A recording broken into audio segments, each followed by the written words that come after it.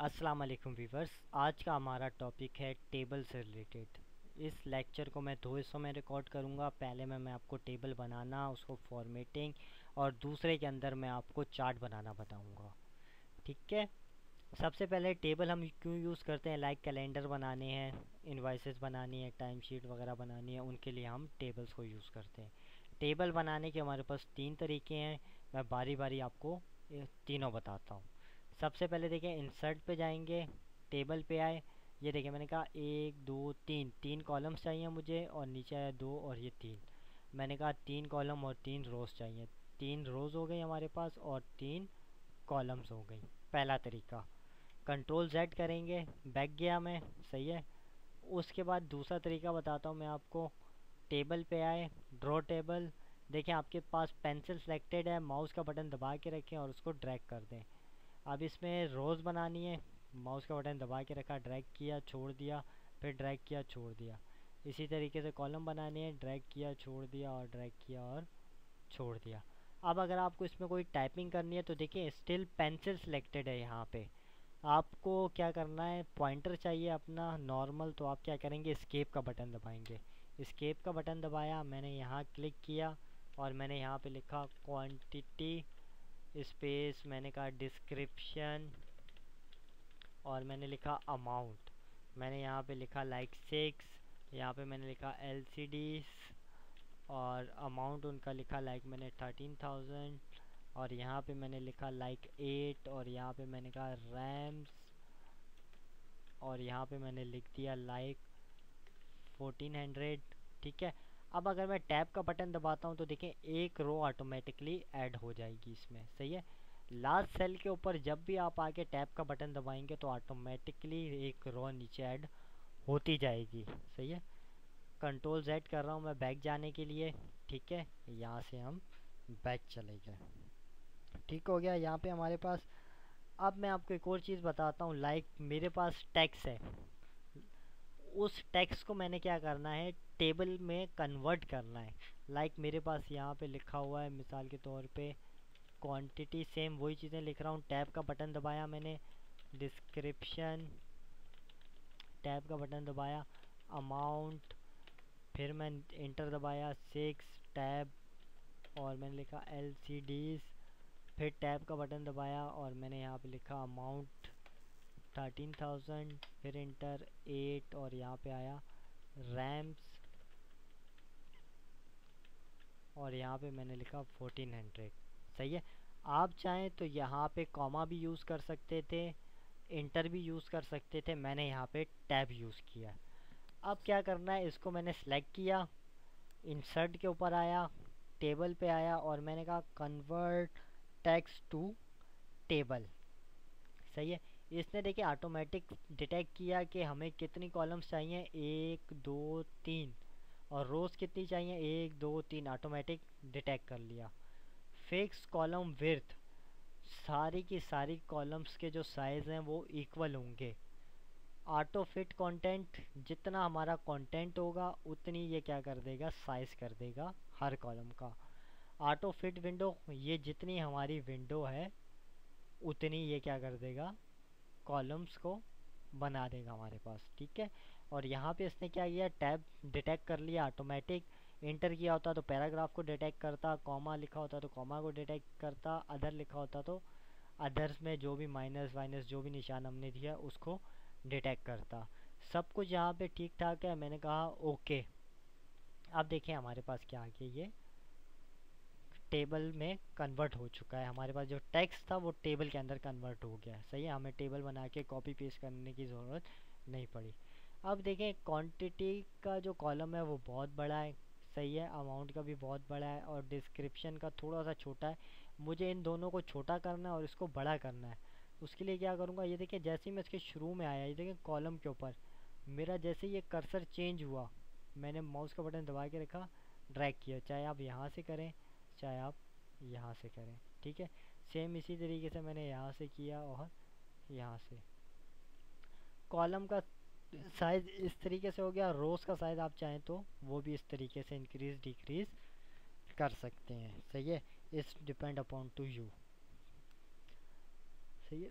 अब मैं आपको एक और चीज़ बता दूं, लाइक मुझे माइक्रोसॉफ्ट एक्सेल का कोई काम करना है माइक्रोसॉफ्ट वर्ड के अंदर रहते हुए, सही है। तो वो किस तरीके से करेंगे? माइक्रोसॉफ्ट एक्सेल हमारा नेक्स्ट टॉपिक होगा माइक्रोसॉफ्ट वर्ड के बाद। उसके एडवांस फीचर जितने भी हैं वो सब हम डिटेल में पढ़ेंगे।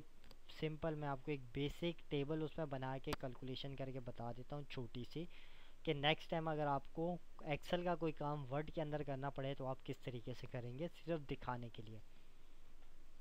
इंसर्ट पे आए, टेबल पे आए, एक्सेल स्प्रेडशीट क्लिक किया, आपके सामने स्प्रेडशीट आ गई। मैं इधर शॉर्ट में लिख रहा हूँ क्वांटिटी, मैंने लिखा डिस्क्रिप्शन, और यहाँ पे मैंने लिखा अमाउंट, और यहाँ पे मैंने लिखा 6, टैब दबाया, LCDs, टैब दबाया, अमाउंट लिखा, ठीक है, इंटर दबाया 8, फिर उसके बाद मैंने कहा टैब और फिर रैम्स, और यहाँ पे मैंने कहा 1400। अप डाउन एरो की यूज़ कर रहा हूँ दाएं बाएं जाने के लिए। यहाँ पे मैंने लिखा टोटल अमाउंट, सही है, टोटल के मतलब कि एक 13,000 की तो 6 कितने की आई। सबसे पहले हमें माइक्रोसॉफ्ट एक्सेल को बताना पड़ेगा कि हम जो काम करने जा रहे हैं वो कोई ना कोई कैलकुलेशन रिलेटेड है। उसके लिए हमें क्या करना पड़ता है, सबसे पहले इज इक्वल का निशान लगाना पड़ता है। जैसे ही इज इक्वल का निशान लगाते हैं माइक्रोसॉफ्ट एक्सेल समझ जाता है कि हम जो भी काम करने जा रहे हैं वो कोई ना कोई कैलकुलेशन से रिलेटेड है। उसके बाद आप ये नहीं कहते कि 13,000 को 6,000 से मल्टीप्लाई कर दे, बल्कि आप कहते हो कि इस सेल को इस सेल के साथ मल्टीप्लाई कर दे, सही है। फ़ायदा क्या होता है कि बाद में अगर यहाँ पे अमाउंट चेंज हो जाएगी तो यहाँ पे कैलकुलेशन ऑटोमेटिक चेंज हो जाती है। ये एक बेनिफिट है माइक्रोसॉफ्ट एक्सेल का, सही है। तो हर सेल का क्या होता है, एक एड्रेस होता है। एड्रेस पता कर किस तरीके से किया जाता है, सबसे पहले देखा जाता है वो कौन सी कॉलम में, सी में, ठीक है। सबसे पहले हमने कह दिया सी, और उसके बाद देखा जाता है कौन सी रो में, ये दूसरी रो में, तो हमने कहा C2। देखिए उसने ऑटोमेटिक मार्क कर लिया। मल्टीप्लाई के लिए हम स्टेरिक का निशान यूज़ करते हैं, शिफ्ट के साथ 8 का बटन आप प्रेस करेंगे तो स्टेरिक आ जाएगा।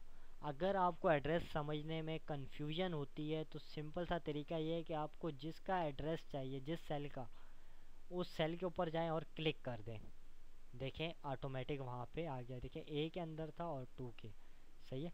इंटर दबा दें तो इससे हमें बता दिया 78,000 की। अब देखिए मुझे दोबारा कैलकुलेशन करने की ज़रूरत नहीं, दोबारा फार्मूला लिखने की ज़रूरत नहीं। सिंपल मैं क्या करूँगा, कंट्रोल के साथ D का बटन दबाऊँगा, तो उससे क्या होगा कि ये उससे क्या किया, फार्मूला नीचे कॉपी कर दिया, ठीक है।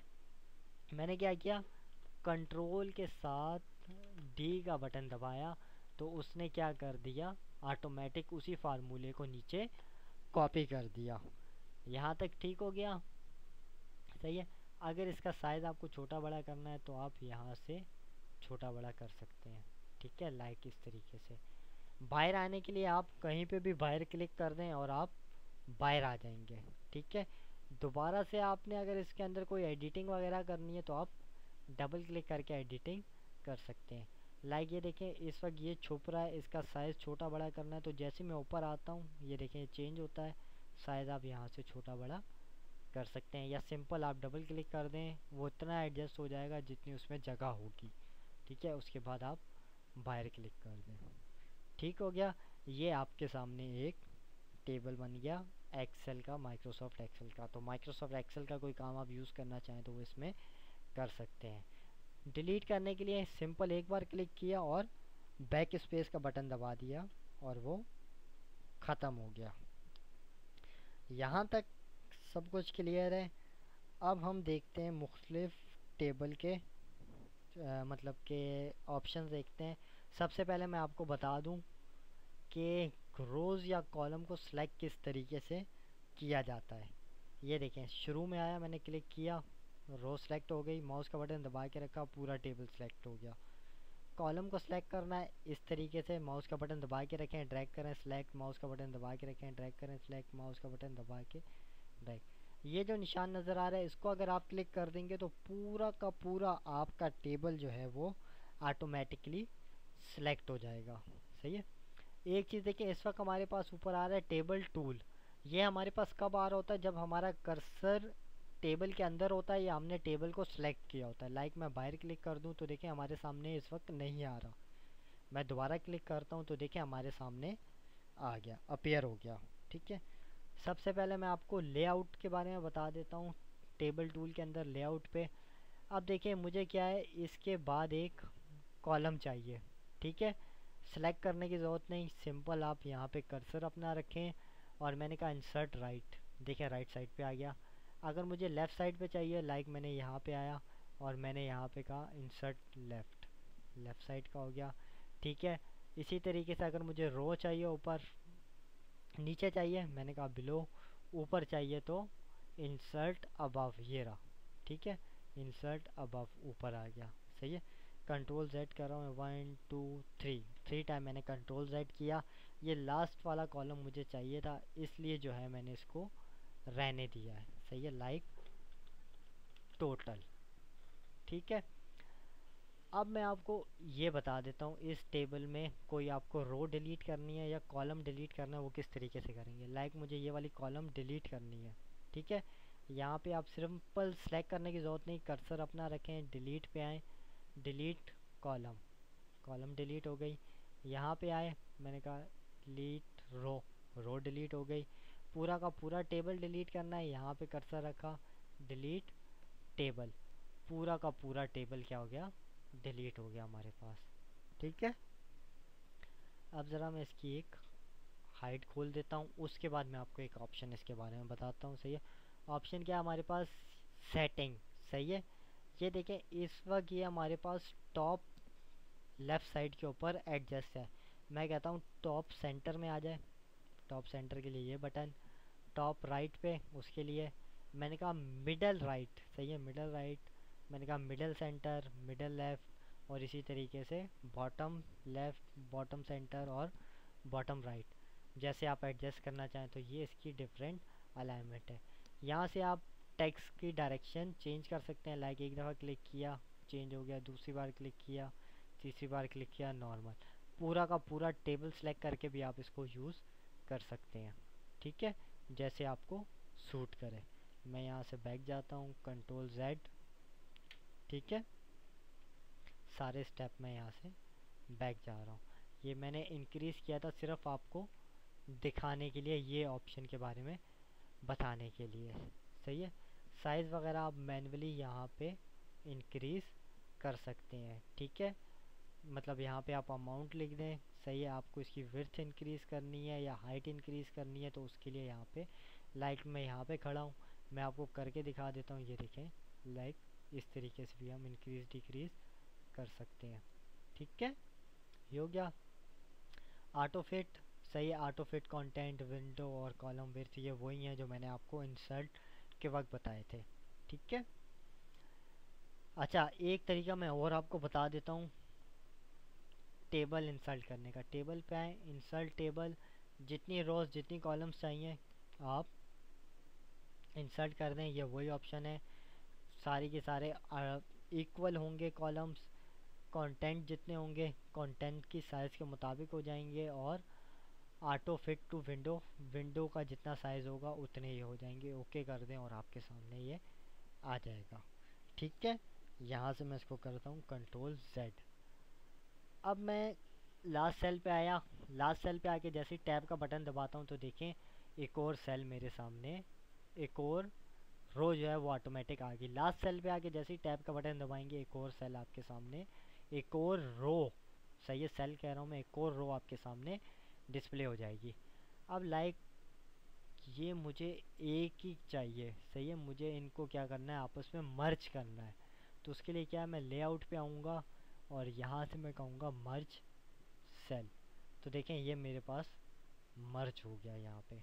ठीक है, अगर मुझे यहाँ पे चाहिए मिसाल के तौर पे मैं पूरे को मर्ज करता हूँ, अब ये मर्ज हो गया। अब मुझे मिसाल के तौर पे यहाँ पे क्या चाहिए, एक ही रो चाहिए, 2 कॉलम चाहिए, तो मैं स्प्लिट करूँगा, स्प्लिट। देखें मैंने कहा 2 कॉलम 1 रो ऑटोमेटिकली, यही मुझे चाहिए था। मैंने कहा ओके। उसके बाद आप चाहें तो यहाँ से इसको पकड़ के इसका साइज़ एडजस्ट कर सकते हैं। ठीक हो गया, यहाँ तक मेरे ख्याल में बात आप लोगों को क्लियर हो गई होगी। ठीक हो गया, अब एक ऑप्शन देखिए, रिपीट हेडर रो। सही है, ये मैं चलें आपको थोड़ी देर के बाद बता देता हूँ। उससे पहले मैं आपको बता देता हूँ फार्मूले का ऑप्शन। ठीक है, लाइक मैंने यहाँ पे लिखा टोटल, और इसको मैंने यहाँ पे अलाइन किया। अब मुझे चाहिए वही कैलकुलेशन जो मैंने माइक्रोसॉफ्ट एक्सेल के अंदर की थी, अब वही कैलकुलेशन मैं करने जा रहा हूँ माइक्रोसॉफ्ट वर्ड के अंदर। तो मैं फार्मूला अप्लाई करूँगा। मैंने कहा फार्मूला, देखें सब कुछ मिटाया, इज इक्वल का निशान लगा रहने दें। उसके बाद मैंने क्या कहा, ये देखिए मैं इसको थोड़ा सा ऊपर कर रहा हूँ ताकि आपको पता चल जाए।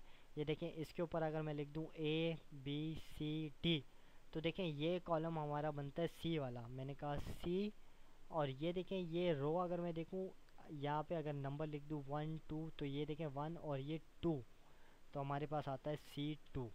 और मैंने यहाँ से बताया था आपको स्टेरिक यूज़ करते हैं मल्टीप्लाई के लिए। फिर इसी तरीके से मैंने कहा A2, A2, और मैंने यहाँ से कह दिया, यहाँ से अगर आप कोई करेंसी साइन वगैरह लगाना चाहें तो आप वो लगा सकते हैं, फॉर्मेटिंग देना चाहें तो वो दे सकते हैं। मैंने सिंपल यहाँ से कहा ओके। तो देखें यहाँ पे इसने मुझे कैलकुलेट करके बता दिया 78,000। सेम इसी तरीके से दोबारा फार्मूला लगाता हूँ मैं। सही है, अब देखें अब क्या हो गया, C3 हो गया, C3 मल्टीप्लाई, और यहाँ पे क्या हो गया A3। मैंने कहा A3, और यहाँ से अगर आप डॉलर साइन देना चाहें या कोई भी फॉर्मेटिंग देना चाहें तो वो दे सकते हैं। ओके, ये देखें ये आ गया। अब मुझे इन दोनों का यहाँ पे टोटल चाहिए। सिंपल मैंने यहाँ पे कर्सर रखा, फार्मूला, और यहाँ पे देखें ऑटोमेटिकली लिखा आ रहा है सम ब्रैकेट में अबव। मैंने कह दिया ओके। इसने मुझे क्या किया, टोटल करके बता दिया। ठीक है, तो एक्सेल के अंदर हम चाहें तो ये फार्मूलाज वगैरह भी जो हैं वो भी अप्लाई कर सकते हैं, लेकिन लिमिटेड है। एडवांस लेवल तक जितने भी कैलकुलेशन है वो सारी की सारी हम माइक्रोसॉफ्ट एक्सेल में करते हैं। नेक्स्ट टॉपिक जब अपना मैं माइक्रोसॉफ्ट एक्सेल को पढ़ाना शुरू करूँगा तो उसमें मैं आपको डिटेल में बताऊँगा। सही है, रिपीट हेडर रो। सही है, इसके बारे में मैं आपको बता देता हूँ। सबसे पहले मैं ये आखिरी वाली कॉलम यहाँ से डिलीट कर देता हूँ, ये रो। ठीक है, मैंने रो डिलीट कर दी। अब देखिए मैंने यहाँ पे क्लिक किया, मैं आया डिज़ाइन के ऊपर, और यहाँ पे ये चेक लगा होना चाहिए हेडर रो। इससे क्या है कि माइक्रोसॉफ्ट वर्ड समझ आता है कि टेबल के अंदर जो पहली रो है वो हेडर की रो है। ठीक हो गया। अब लेआउट पे आया, मैंने कहा रिपीट हेडर रो। ठीक है, मैंने क्लिक कर दिया। अब देखिए इससे हुआ क्या, बज़ाहिर तो कोई भी फ़र्क हमें नज़र नहीं आ रहा, कोई चेंजिंग नज़र नहीं आ रही। इसका फ़ायदा ये होगा कि ये देखें, जब मैं मिसाल के तौर पे ये टेबल को मैं बड़ा कर रहा हूँ टैब का बटन दबा के, नेक्स्ट पेज तक जाए, जैसे ही देखें नेक्स्ट पेज आया उसने ऑटोमेटिक क्या कर दिया, रो को रिपीट कर दिया। तो मुझे नेक्स्ट पेज के ऊपर इसको लिखने की ज़रूरत नहीं पड़ी। ठीक हो गया। कंट्रोल Z कर रहा हूँ बैक जाने के लिए। सही है, तो रिपीट हेडर रो का ये फंक्शन है। यहाँ तक बात क्लियर हो गई होगी। उसके बाद मैं आपको बता देता हूँ डिज़ाइन का। सही है, डिज़ाइन के अंदर डिज़ाइन के अंदर सबसे पहले मैं आपको ये देखिए मैंने सेलेक्ट की। सही है, ये रो शेडिंग, कोई शेड देना है आपको अपनी मर्ज़ी का पसंद का, ये देखें शेड दे दें। ठीक है, देखिए उसने ऑटोमेटिकली क्या किया, ये ब्लैक इसके ऊपर उठ नहीं रहा था तो उसने कलर को क्या कर दिया, ऑटोमेटिक वाइट कर दिया। सही है, उसके बाद ये देखिए मैंने इसको सेलेक्ट किया, और यहाँ से मैंने अलग जो भी शेडिंग मैंने यहाँ पे देनी है अपनी मर्ज़ी से आप चाहे तो डिफरेंट टाइप की शेडिंग दे सकते हैं। सही है, थोड़ा सा ये होता है खूबसूरत बनाने के लिए। दोबारा मैं क्लिक करता हूँ, यहाँ से अगर मुझे लाइन का स्टाइल चेंज करना है, लाइक डबल लाइन चाहिए। सही है, यहाँ से साइज़ सेलेक्ट कर सकता हूँ। उसके बाद मुझे क्या करना है, ये देखिए मैं एस्केप का बटन दबा रहा हूँ यहाँ से। ठीक है, मैंने इसको सेलेक्ट किया तमाम के तमाम को। यहाँ से आया, मैंने कहा ऑल बॉर्डर्स, मतलब इनसाइड आउटसाइड हर जगह पे। सिर्फ बाहर की साइड पे चाहिए ये, सिर्फ इनसाइड पे चाहिए तो ये। मैंने कहा फ़िलहाल आउटसाइड। तो देखें इसने आउटसाइड के ऊपर क्या किया, उस लाइंस को अप्लाई कर दिया। तो बॉर्डर को हम यहाँ से यूज़ कर सकते हैं। आप चाहें तो खुद से शेड दे दें, नहीं तो यहाँ पे बने बनाए शेड्स भी हैं जिनको आप इस्तेमाल कर सकते हैं। ठीक है, इस वक्त बैंडेड रो सिलेक्टेड है। सही है, ये देखें मैं यहाँ से जा रहा हूँ डिफरेंट टाइप्स के, ये देखें फॉर्मेट्स हैं, जो भी मैं फॉर्मेट ले रहा हूँ, सही है, तो उसमें देखें रो हमें सेपरेट नज़र आ रही है। वो इस वजह से नज़र आ रही है क्योंकि ये चेक लगा हुआ है। अगर मैं चेक हटा दूंगा तो देखें ये हमें नज़र सेपरेट नहीं आएगी। देखें इसको डिटेल में बताने के लिए मैं एक टैब और दबा देता हूँ। सही है, ये देखें हर रो हमें जो है अलग तरीके से नज़र आ रही है क्योंकि ये चेक लगा हुआ है। ये हटा दूंगा तो ये नज़र नहीं आएगा। सेम इसी तरीके से कॉलम का ऑप्शन है। ठीक है, अगर ये चेक लगा होगा तो बैंडेड कॉलम हमें नज़र आएंगी, और सेम इसी तरीके से हमारे पास बैंडेड रोज़ नज़र आएंगी। यहाँ तक ठीक हो गया। सही है, ये कुछ इसके बेसिक फंक्शन थे टेबल बनाने के, उससे रिलेटेड थे। सही है, अब नेक्स्ट क्लास के अंदर मैं क्या करूँगा, आप लोगों को चार्ट बनाना बताऊँगा, और अगर टेबल से रिलेटेड कोई ऑप्शन रह गए होंगे तो वो मैं आपको अगले लेक्चर में बता दूँगा। दुआओं में याद रखिएगा। अल्लाह हाफिज़।